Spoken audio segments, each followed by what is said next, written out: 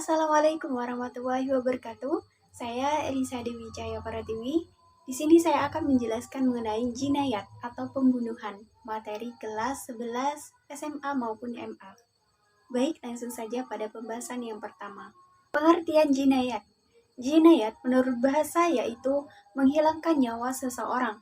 Sedangkan menurut istilah yaitu perbuatan manusia yang mengakibatkan hilangnya nyawa seseorang baik dengan sengaja ataupun tidak, baik dengan alat yang mematikan ataupun tidak mematikan. Adapun macam-macam pembunuhan, yaitu yang pertama ada pembunuhan sengaja, yang kedua pembunuhan seperti sengaja, tiga pembunuhan tersalah, dan yang nomor 4 ada pembunuhan secara berkelompok. Pembunuhan sengaja. Pembunuhan sengaja adalah pembunuhan yang telah direncanakan dengan menggunakan alat yang mematikan, baik yang melukai atau memberatkan. Katakan pembunuhan sengaja apabila memenuhi syarat. Yang pertama, ada niat dari pelaku. Yang nomor 2, alat yang digunakan dapat mematikan. Dan yang nomor 3, pelaku sudah baliغ atau sudah dewasa. Yang nomor 4, yang dibunuh atau korbannya adalah orang yang baik. Adapun hukuman dari pelaku pembunuhan sengaja, yaitu yang pertama ada kisos. Kisos merupakan hukuman balasan yang seimbang bagi pelaku pembunuhan, perusakan anggota badan, atau pelaku penghilang manfaat anggota badan yang dilakukan dengan sengaja.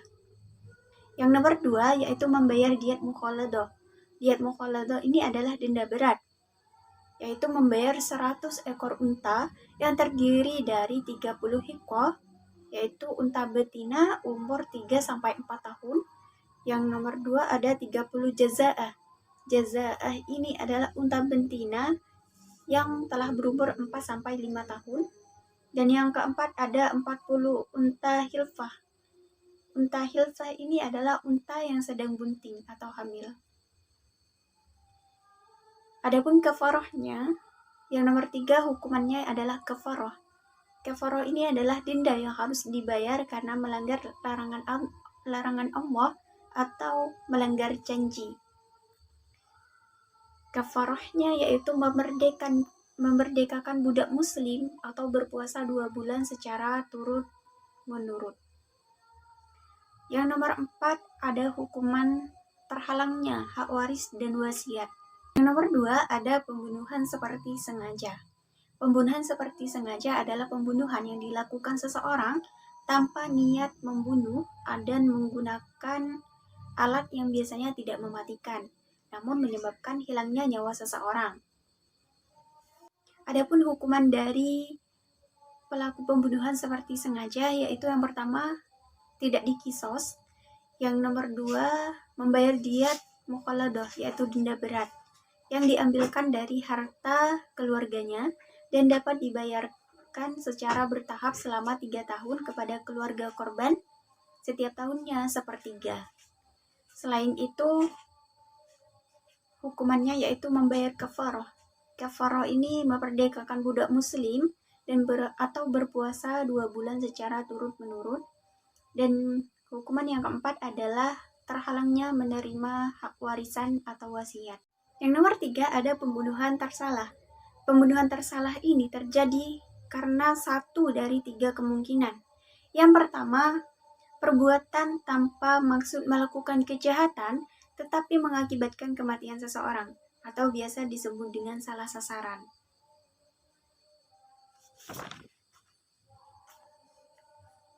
Yang nomor 2 yaitu perbuatan yang mempunyai niat membunuh namun ternyata orang yang dibunuh tidak boleh dibunuh atau biasa disebut dengan salah dalam maksud.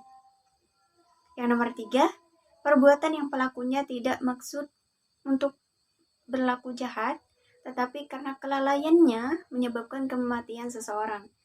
Ini biasa disebut dengan kelalaian. Adapun hukuman dari pembunuhan tersalah ini, yaitu ada yang pertama membayar diat mukhaffafah atau denda ringan, yaitu membayar 100 ekor unta yang terdiri dari 20 unta hiko, yaitu unta betina umur 3-4 tahun, 20 unta jaza'ah, yaitu unta betina umur 4-5 tahun, 20 unta binta makhdo, yaitu unta betina umur lebih dari 1 tahun, 20 unta binta labun, yaitu unta betina umur lebih dari 2 tahun, dan yang terakhir 20 unta ibna labun, yaitu unta jantan yang telah berumur lebih dari 2 tahun.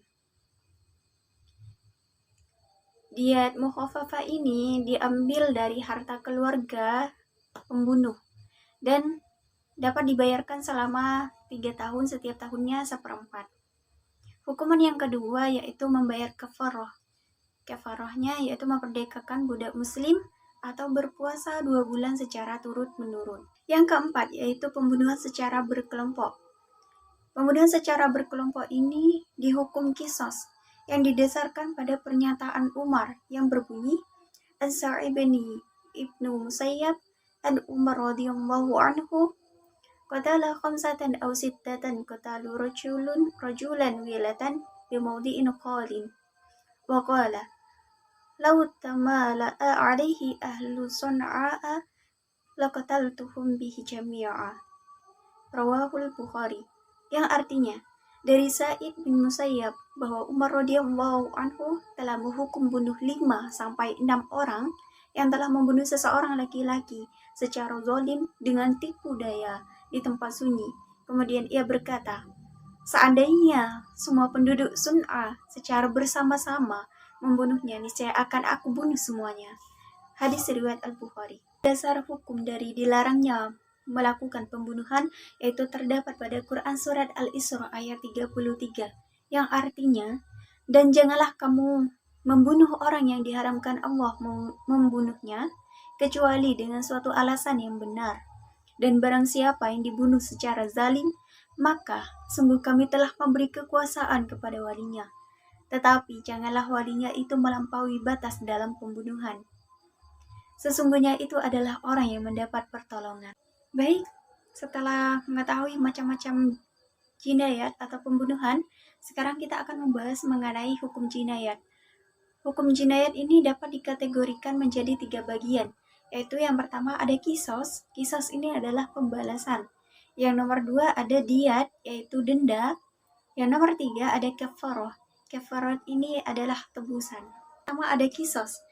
Adapun syarat-syarat dilakukannya kisos, yaitu yang pertama, pembunuh sudah baliغ dan berakal. Yang nomor 2, pembunuh bukan orang tua dari orang yang dibunuh. Yang nomor 3, jenis pembunuhan adalah pembunuhan yang disengaja. Yang nomor 4, orang yang dibunuh terpelihara darahnya atau bukan orang yang jahat. Yang nomor 5, orang yang dibunuh sama derajatnya.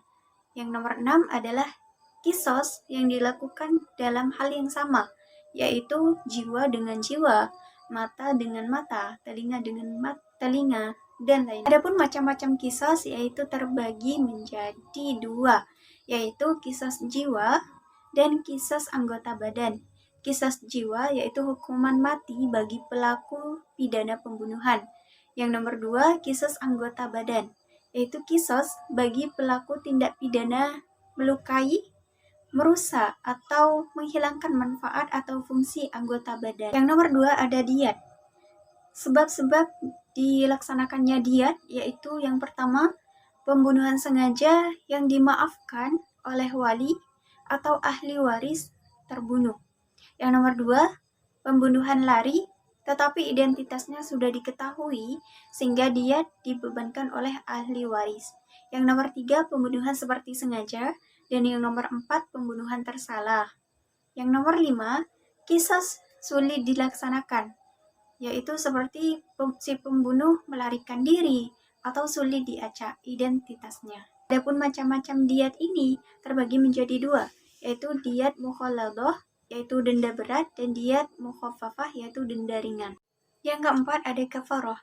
Adapun macam-macam kafarah yaitu ada 6, yaitu yang pertama kafarah pembunuhan.